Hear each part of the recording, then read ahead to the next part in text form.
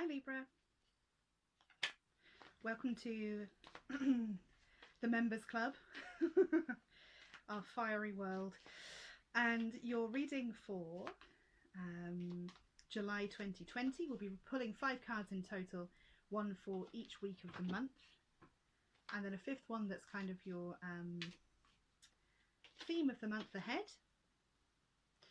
So, week 1, we're looking at all the hard work we've put in. So it's an assessment for you.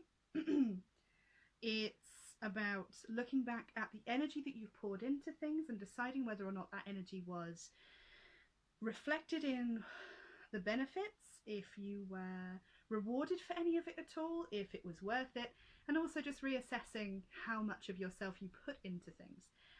I know that many of us have been working, there are many of us out there who have been working harder than we were before the pandemic, just to stay afloat. This is you looking back at what you've done and deciding if the ends justified the means. Week 2 of July, having to trust your instincts.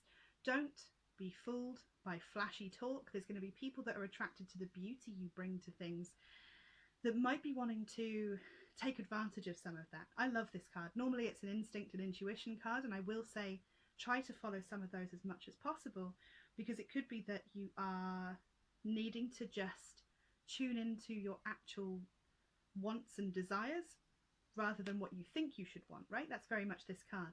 But mostly my feeling, and as an intuitive reader, I'll go with my gut, this card is about you needing to check in the shadows. Check the shadows that the moon and those towers have cast. If the dogs are howling, why are they howling? Do your research, read a lot. It's good for you. Don't just repost things you find, you know, really look into it. Oh, that's exciting. The 3rd week is about your friends being right. They're guiding you in the right direction, moving you forward, being instrumental in the way that you see yourself.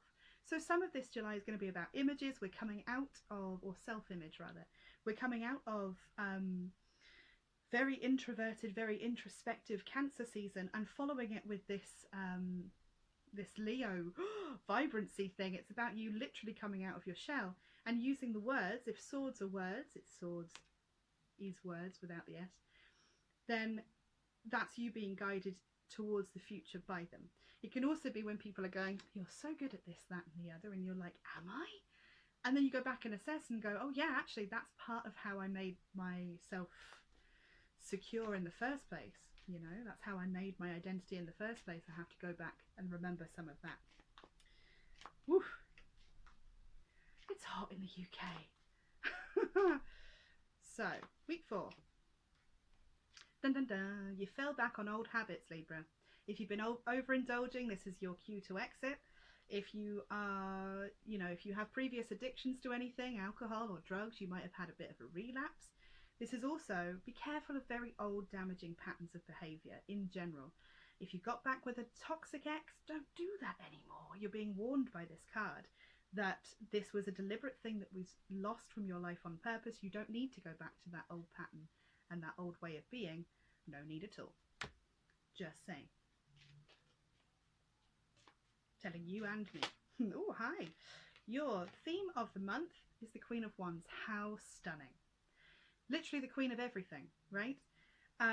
This card is about you feeling like you own every room. This is where we want to get you to. It's got some Leo vibe about it as well, where it's like,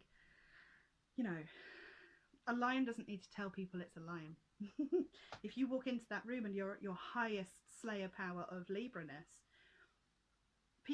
you're gonna turn heads. People are gonna look at you. You're going to be getting attention. What you don't want is to bring people's attention to this old negative pattern you should have shaken when you had the chance. So do the work now. The reason I put a card of the month is because it's quite useful to keep on an altar if you have one, or buy a light, or buy a shelf, or something that you're going to see all the time, just to keep you on the right track. And if your right track is the Queen of Wands, you are in so much luck. Also, pay special attention to the new people that turn up in your life, because they could be really useful connections. They have things to bring you. They want to, they want to help. So let them help. If you sort of heard this and went all cold and shivery and it really applied to you, let me know underneath, because that's always good to hear. If you want to book a private reading with me, I'm available on Skype and WhatsApp and every other kind of communication technology. If you send me a private message on any medium, and if you'd rather just book it yourself using my calendar, the website is amberleyalchemy.co.uk. I'll put all the links and things you need underneath. Good luck out there. Be strong. The devil doesn't have you. Yet. Bye.